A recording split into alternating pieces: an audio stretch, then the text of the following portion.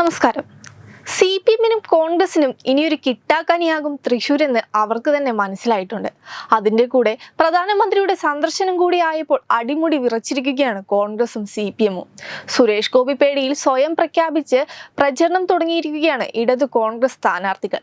കോൺഗ്രസ് നേതാവും sitting MP-യുമായ TN Prathapan വേണ്ടിയും മുൻ മന്ത്രിയും CPI നേതാവുമായ VS സുനിൽകുമാറിന് വേണ്ടിയും ചുവരെഴുത്തുകളും പോസ്റ്റർ പ്രചരണവും തുടങ്ങിയതാണ് കൗതുകവും വിവാദവുമാകുന്നത്.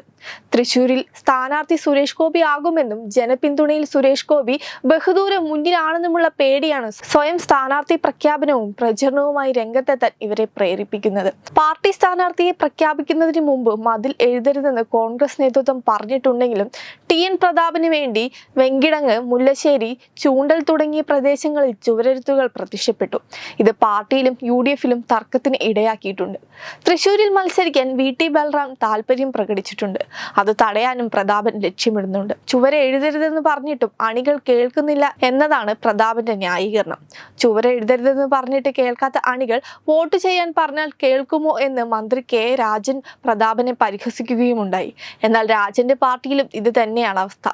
VS സുനിൽകുമാറിന് വേണ്ടി ഇന്നലെ വ്യാപകമായി സോഷ്യൽ മീഡിയയിൽ പോസ്റ്ററുകൾ പ്രത്യക്ഷപ്പെട്ടു. സുനിൽകുമാറിനെ സ്ഥാനാർത്ഥിയാക്കാൻ CPI-യോ ഇടതുമുന്നണിയോ തീരുമാനിച്ചിട്ടില്ല എന്നതാണ് നേതൃത്വം പറയുന്നത്. തൃശൂർ മണ്ഡലത്തിൽ മത്സരിക്കാൻ മുതിർന്ന നേതാവും മുൻ മന്ത്രിയുമായ KP രാജേന്ദ്രനും താല്പര്യം പ്രകടിപ്പിച്ചിട്ടുണ്ട്. പാർട്ടി ഇക്കാര്യത്തിൽ തീരുമാനമെടുത്തിട്ടില്ല.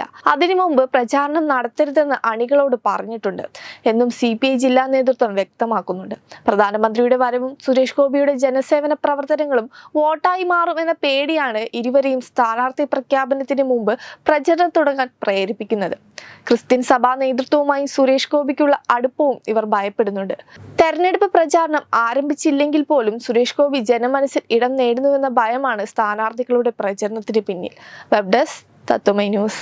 ദിഗന്ത റിസോർട്ട്, അഹമ്മദാബാദ്, ഗുജറാത്ത്.